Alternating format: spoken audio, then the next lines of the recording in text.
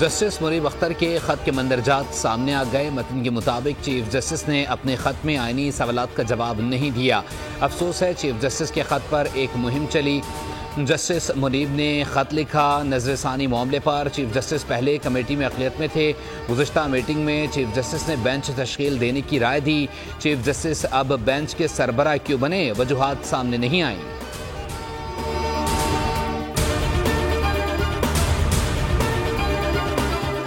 آئین کے article 63A کی تشریح کے فیصلے پر نظر ثانی اپیلوں کی سماعت چیف جسٹس منیب اختر کی عدالت میں پیش نہ ہونے کے باعث ملتوی کر دی گئی۔ دوران سماعت چیف جسٹس نے کہا کہ جسٹس منیب اختر سے درخواست کریں گے کہ بینچ کا حصہ بنے۔ بینچ سے الگ ہونا ہو تو عدالت میں آ کر بتایا جاتا ہے۔ بحرانی کیفیت تب ہوتی ہے جب 4 رکنی بینچ سماعت کر رہا ہوتا ہے۔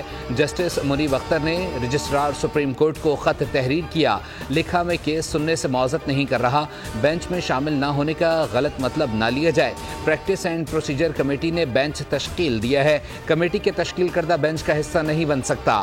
چیف جسٹس نے استفسار کیا، جسٹس منیب اختر نے خط فائل میں رکھنے کا لکھا ہے، میرے حساب سے ججز کے خطوط فائل کا حصہ نہیں ہوتے، مناسب ہوتا جسٹس منیب اختر بینچ میں آ کر اپنی رائے دیتے۔ مقدمات کے فیصلوں کی تنخواہ ملتی ہے، عدالت کام بند نہیں کر سکتی۔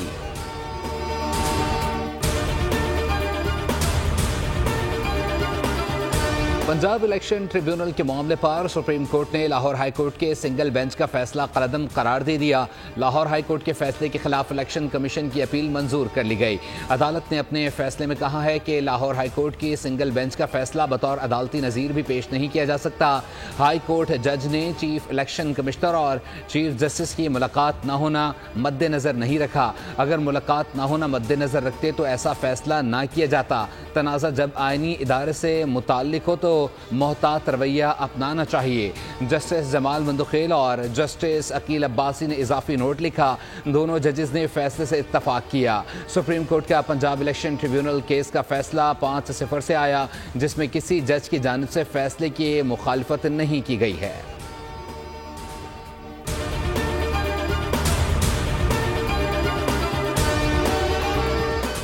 پشاور ہائی کورٹ میں لاپتہ افراد کیس کی سماعت وزیر اعلیٰ خیبر پختونخوا طلبی پر عدالت میں پیش۔ چیف جسٹس نے ریمارکس دیے، ضمانت کے باوجود گرفتاریاں ہو رہی ہیں، اس طرح بندوں کو اغوا نہ کریں، عدالتی احکامات پر کوئی سمجھوتہ نہیں کریں گے۔ وزیر اعلیٰ نے کہا، میں خود اس طرح کے معاملات کا مخالف ہوں۔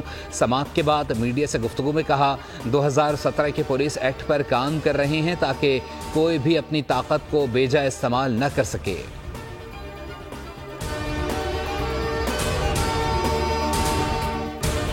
بلوچستان کے ساتھ سوتیلوں جیسا سلوک کیا جا رہا ہے، سیلاب متاثرین کی بحالی ہماری ترجیح ہے۔ Chairman peoples party Bilawal Bhutto کا کوئٹہ میں تقریب سے خطاب، کہا نون لیگ سے معاہدے میں سیلاب متاثرین کی بحالی ترجیح تھی۔ ورلڈ بینک اور دیگر اداروں سے فنڈنگ اس وقت بحیثیت وزیر خارجہ اکٹھا کی۔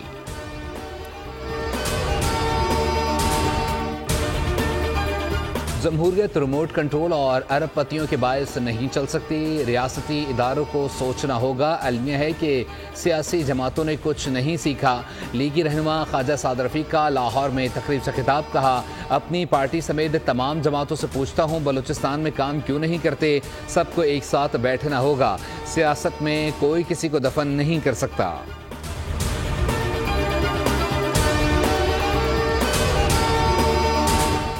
اور وزیراعظم شہباز شریف نے وفاقی کابینہ کا اجلاس کل طلب کر لیا۔ اجلاس میں وزیراعظم کابینہ کو دورہ امریکہ پر اعتماد میں لیں گے۔ وفاقی کابینہ ملکی مجموعی امن و امان اور معاشی صورتحال کا جائزہ لے گی۔ وزیراعظم آج رات لندن سے وطن واپس روانہ ہوں گے۔